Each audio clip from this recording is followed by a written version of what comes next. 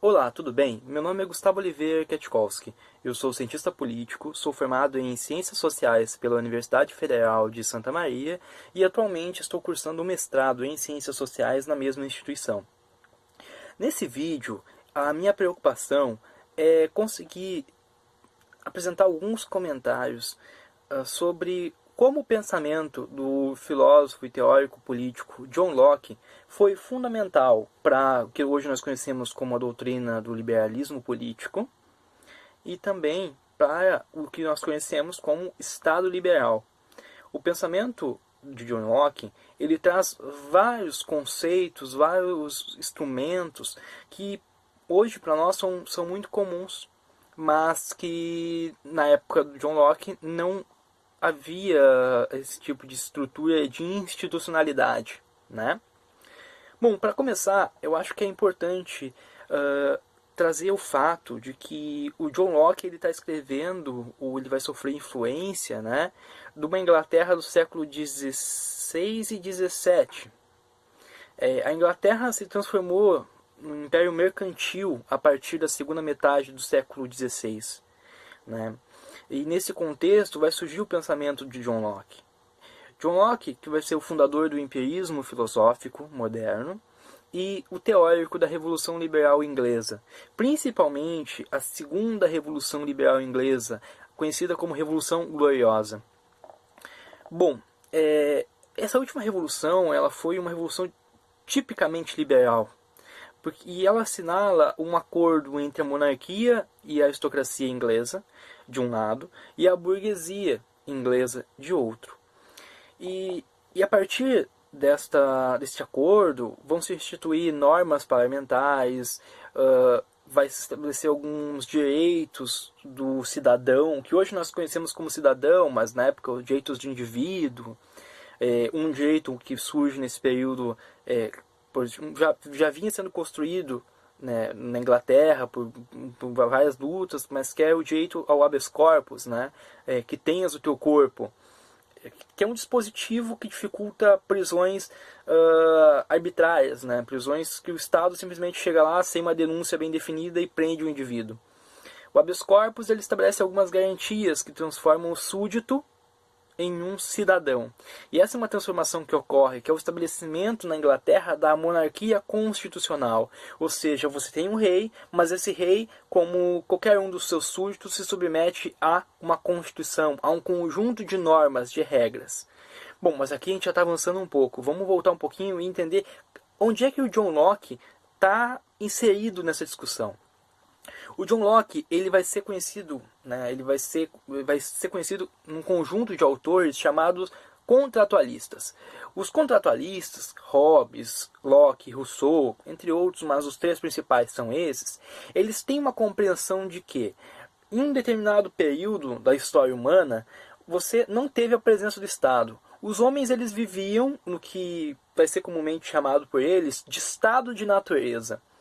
Esse estado de natureza, no qual os homens viviam livres, tinham direito a tudo, ele vai causar uma certa insegurança, por algum motivo que um dos três autores vai apresentar.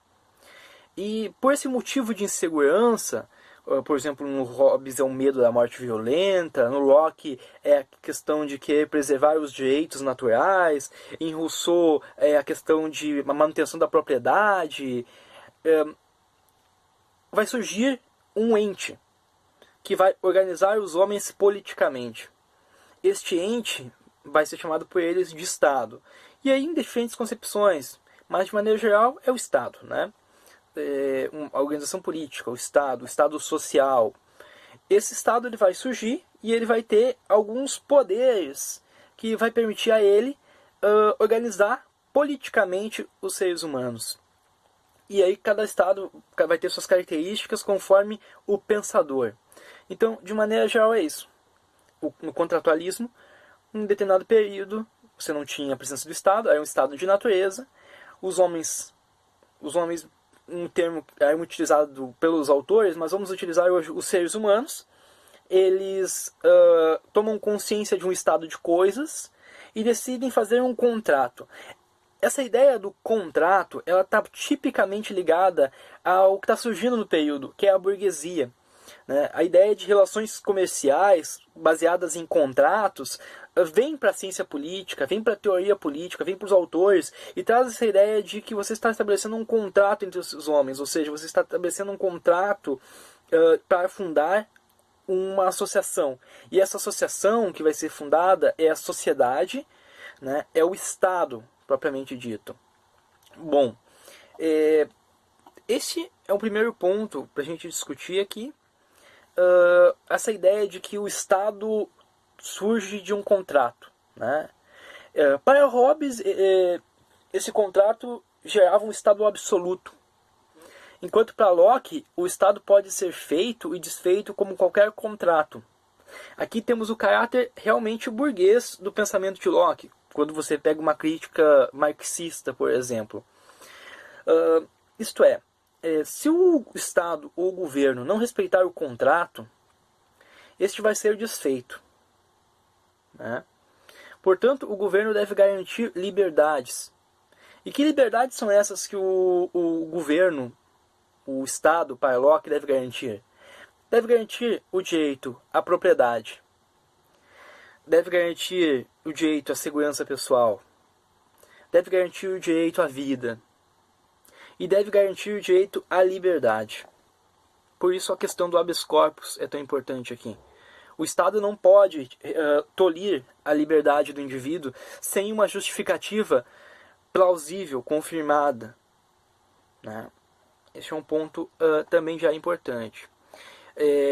Já estão explícitos, né, obviamente, nesse período, os fundamentos de algumas liberdades políticas que devem ser garantidas pelo Estado, como a liberdade de assembleia, a liberdade da palavra, a liberdade da tolerância, né? Mas, em primeiro lugar, é o que os burgueses que vão dar um ensejo à Revolução Gloriosa estão preocupados é com a liberdade de iniciativa econômica, né? Com a liberdade do Estado não interferir nos planos do setor privado, para utilizar um termo mais recente.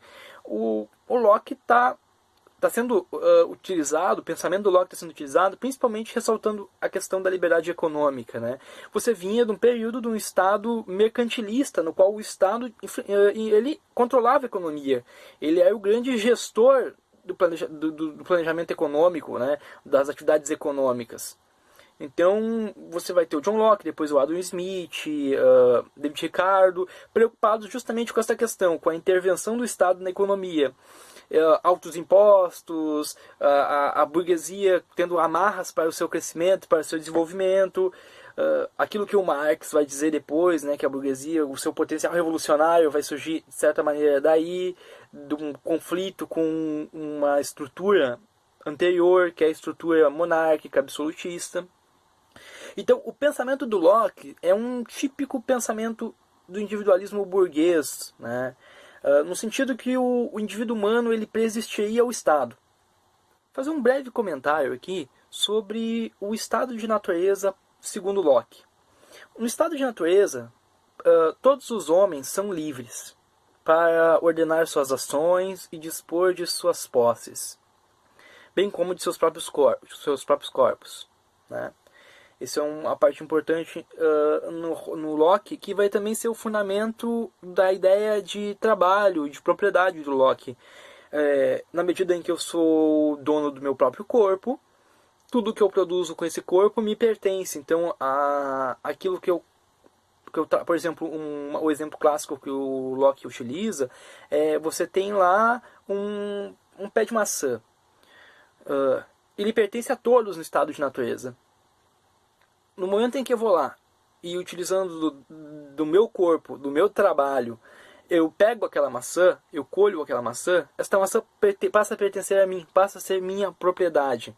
Por quê? Porque eu utilizei o meu corpo, a minha força, o meu trabalho para colher aquela maçã. Esse é um ponto. Mas voltamos ao estado de natureza do Locke, que é o mais importante para a nossa discussão nesse momento, né? Existe para Locke uma lei natural que governa o estado de natureza. E essa lei natural, ela é a razão. A razão ensina que ninguém deve prejudicar outro em sua vida, liberdade ou propriedade, e que transgressões a essa máxima devem ser punidas. Esse é um ponto. O Locke vai servir nesse pensamento de que no estado de natureza você tem direitos que são naturais, o direito à vida, à liberdade. Não havia na época, o Locke não falaria em igualdade. Igualdade é um princípio um pouco mais do século XIX, a discussão sobre igualdade, mas essa ideia de que os seres humanos têm um direito natural, um direito que precede a sociedade, que precede o Estado, que precede a organização dos seres humanos em grupos, né, que seria um direito à vida, à liberdade e à propriedade, ela vai estar na base da concepção de direitos humanos. Um ser humano não pode atacar o outro em sua vida e nem em sua liberdade. E as regras também algo muito importante, né? Enquanto um Hobbes, por exemplo, você vai ter que a razão, né, ser racional no estado de natureza, no qual há um conflito constante, é racional atacar o outro antes que ele me ataque. Em Locke aqui não, essas justamente as leis naturais aqui do Locke, os direitos naturais de Locke, eles vão ser oriundos de regras morais normativas e fornecidas pela razão, né? Somos todos seres humanos e somos detentores de alguns direitos. Vai ser chamado de justnaturalismo. Já falei algum pouco sobre a origem da propriedade, de que todo ser humano é dono do seu próprio corpo, ou seja, tem direito de propriedade sobre si mesmo. As coisas da natureza estão disponíveis a todas as pessoas, né, no estado de natureza, um estado comum das coisas, e são por isso direito de todos, um direito comum, até que alguém interaja com elas. Ao se apropriar de algo da natureza, pegando água de um córrego, retirando uma maçã de uma árvore, por exemplo, a propriedade é justificada pelo uso do corpo para se obter algo da terra. Ao usar o corpo, que é minha propriedade, para obter algo, meu trabalho me dá o direito de propriedade sobre a coisa obtida. Essa é a lógica do Hobbes aqui. E aí algumas discussões que vão surgir depois sobre limites para a propriedade em Locke, né? Mas principalmente eu acho que é muito importante aqui levar em consideração que é justamente essa lógica, né? Que a propriedade ela é instituída pelo trabalho, sem necessidade de ser instituída politicamente. Essa é a lógica do liberalismo. O Estado ele não tem que interferir na propriedade. Por quê? Porque a propriedade ela vai ser instituída pelo trabalho. Os homens, os seres humanos que trabalharem, vão conseguir ter as suas propriedades. Não há necessidade de uma interferência política nessa distribuição da propriedade, ou que o Estado interfira de qualquer maneira na propriedade dos indivíduos. Cada um pode se apropriar de quanta terra quiser, desde que sobre o suficiente para que os outros também obtenham sua subsistência. Obviamente vai ter algumas discussões sobre esse pensamento do Locke, e algumas explicações de, por exemplo, na medida que eu possa comprar o trabalho de terceiros, o que vai ser executado pelo trabalho de terceiros vai me pertencer, porque eu estou comprando o trabalho dele. E aí você tem uma extensão da força de trabalho da pessoa. Se antes a propriedade estava limitada ao meu trabalho, se eu compro o trabalho de outros, a minha propriedade aumenta os seus limites. O limite passa a ser o limite do trabalho do outro que eu estou pagando. Enfim, é uma discussão interessante também nesse ponto em Locke, né? Outras questões sobre o estado de natureza de Locke, antes de a gente começar a falar do estado propriamente dito, é que os seres humanos em Locke tendem a cooperar um com os outros. São inclinados a formarem a sociedade. O Locke não possui um juízo tão negativo do ser humano quanto possuía Rousseau, por exemplo. Corrijo, que possuía Hobbes. O Hobbes tinha um juízo muito negativo do ser humano egoísta, do ser humano dado ao conflito, que não é propenso, não é propenso, não tende a viver em sociedade. O ser humano lockeano, ele é insosso, insípido, desprovido de qualquer característica positiva ou negativa.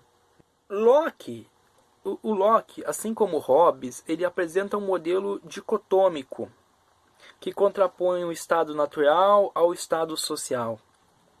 Contudo, na perspectiva lockeana, não há muita diferença em estar em um estado ou em outro. Enquanto em Hobbes há um salto civilizatório na passagem do estado de natureza para o social, em Locke também há um incremento civilizatório no estabelecimento do contrato. Porém, não é um salto de grandes proporções. O Estado ele vai surgir, e essa é a grande função do Estado na perspectiva liberal de John Locke. O Estado ele vai surgir para regular a vida dos indivíduos e proteger a liberdade e a propriedade desses. O pensamento político lockeano foi a base da institucionalidade que constituiu a monarquia inglesa de corte constitucional submetida a regras provenientes do parlamento. O conceito de liberdade negativa em Locke, e liberdade negativa aqui cabe entender que é a liberdade que eu tenho de que o Estado não interfira na minha vida, ele vai ganhar, essa liberdade negativa em Locke vai ganhar um escopo muito maior quando comparado ao conceito de liberdade negativa em Hobbes.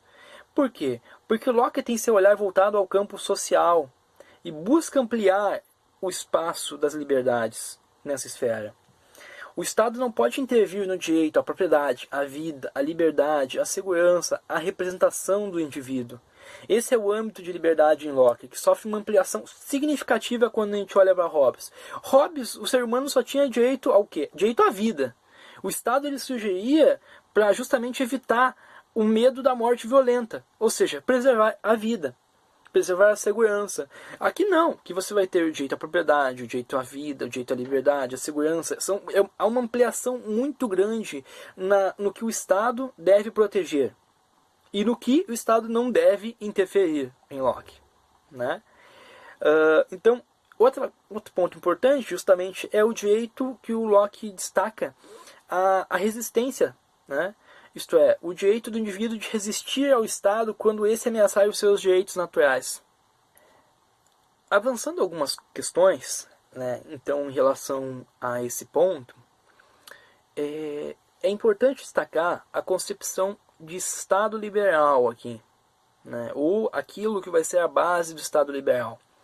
Para o Locke, o Estado só é legítimo se respeitar e proteger os direitos naturais. O contrato social que estabelece o Estado, ele deve positivar os direitos naturais, ou seja, transformá-los em leis. O poder político no liberalismo somente é legítimo por meio dos consentimentos dos contratantes. E, no liberalismo, o governante está submetido às leis. Esses são pontos importantes aqui no pensamento de Locke. Então, eu só vou restituir algumas coisas, relembrar algumas coisas e estruturar melhor. O Estado no Hobbes. O Estado no Hobbes ele é legítimo na medida em que ele vai proteger a vida. No Locke, o Estado ele é legítimo porque ele respeita os direitos naturais.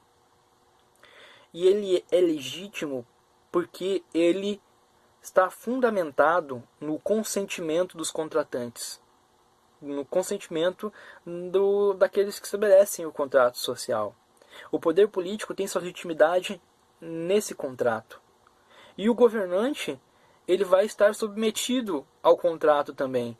Em Hobbes, o governante não está submetido ao contrato. Feito o contrato, o soberano tem um poder ilimitado, um poder absoluto, justamente para conseguir cessar aquele estado de guerra de todos contra todos.